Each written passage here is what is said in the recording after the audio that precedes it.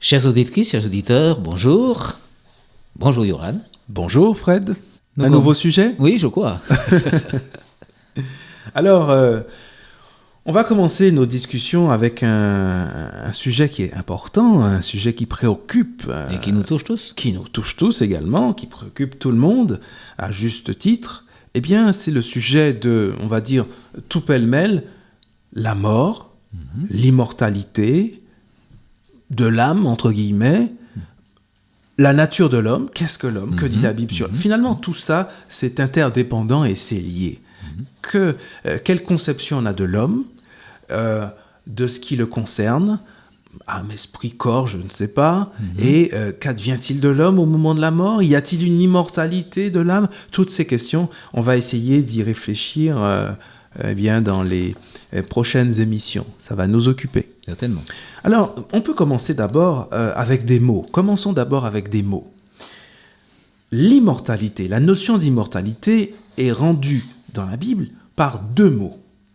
Dans le Nouveau Testament, athanasia, c'est un premier mot. Le A ici, c'est le A privatif, ça veut dire sang. Et thanasia vient de thanatos, c'est la mort. Donc, athanasia, c'est l'immortalité. Thanatos, c'est ce qui a donné l'euthanasie, par exemple.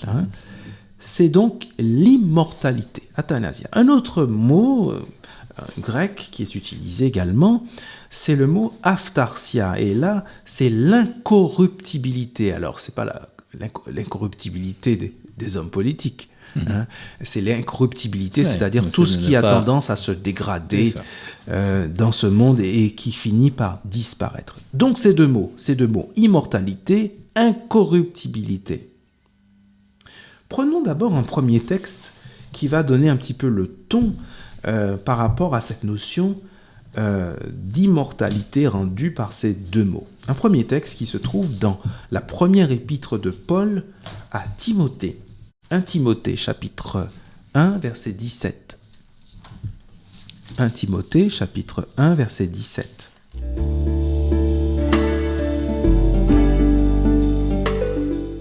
Nous lisons « Au roi des siècles, immortel, invisible, seul Dieu, soit honneur et gloire au siècle des siècles. Amen. » Amen. Là, il vient d'affirmer que l'immortalité n'est détenue que par Dieu seul. Que par Dieu lui-même, oui, seul Dieu. Il y a un autre texte toujours dans la même épître, cette fois chapitre 6, verset 16, qui ira exactement dans le même sens. On peut commencer au verset 15, si c'est mieux dans ta traduction. Oui. En parlant de Dieu, qui seul possède l'immortalité, qui habite une lumière inaccessible que nul homme n'a vue ni ne peut voir, à qui appartiennent l'honneur et la puissance éternelle. Voilà, c'est ça. Le bienheureux et seul souverain, roi de ceux qui règnent en roi, seigneur de ceux qui dominent en seigneur, lui qui seul possède l'immortalité. Donc, voilà un premier socle intéressant lorsqu'on aborde ce sujet de l'immortalité. Il n'y a aucune équivoque au niveau de la Bible. Un seul possède l'immortalité. Domaine réservé. C'est Dieu. Absolument. Donc voilà une première chose qu'on peut dire. Ensuite, les Écritures ne décrivent nulle part l'immortalité comme étant la qualité ou l'état que possède un homme ou son âme ou son esprit. C'est-à-dire que sur les 1600 fois où les mots âme et esprit apparaissent dans la Bible, 1600 fois, ils ne sont jamais mis en relation avec l'immortalité. Et ils ne sont jamais mis en relation avec immortel ou immortalité. C'est ça. Voilà, et 1600 fois, c'est quand même un nombre conséquent. Absolument. Voilà, donc au contraire, la Bible va affirmer que les hommes sont mortels. Absolument. Par exemple, on peut prendre l'épître de Jacques, chapitre 4, verset 14. Jacques, chapitre 4. Jacques, chapitre 4, verset 14. Au fil de l'écriture, Fred et Yoran, sur Parole de vie, la radio chrétienne de la Côte d'Émeraude. On peut lire au verset 13. « À vous, maintenant, qui dites aujourd'hui ou demain, nous irons dans telle ville, nous y passerons une année, nous trafiquerons et nous gagnerons. Vous qui ne savez pas ce qui arrivera demain, car qu'est-ce que votre vie ? Vous êtes une vapeur qui paraît pour un peu de temps et qui ensuite disparaît. » C'est clair. Une vapeur. Une vapeur, c'est pas grand-chose. Quoi de plus éphémère, n'est-ce pas? En hiver, on voit son souffle. Et puis c'est fini. Et puis c'est terminé, n'est-ce pas? Psaume 78, verset 39, un autre texte qui va encore dans le même sens, mais il y en a vraiment beaucoup. Psaume 78, verset 39.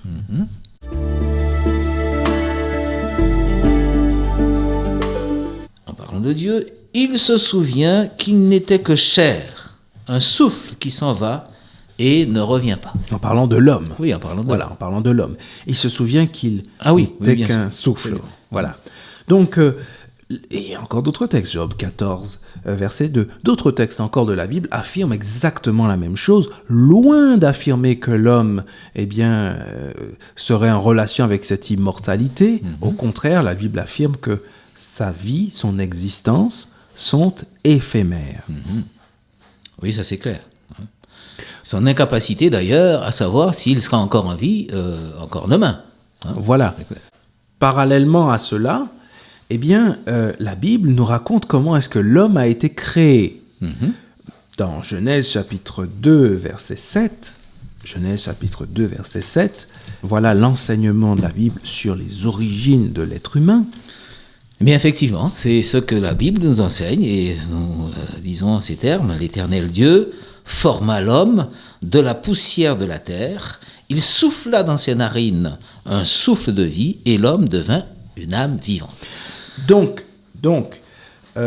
l'homme est une matière inerte, lorsque Dieu, avant que Dieu ne lui insuffle son souffle, il n'est que de la matière inerte, de la poussière, et cette matière inerte, plus le souffle de Dieu, produit une âme vivante, ou on peut aussi traduire un être vivant. Un être vivant.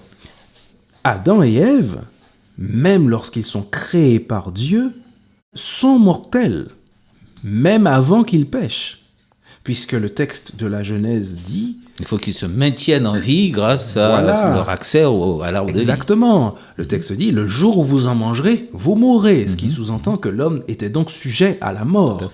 La durée de leur existence dépendait de leur obéissance persévérante à Dieu. Et c'est dans cette mesure donc qu'ils prolongeaient leur vie. Ils se maintenaient en vie.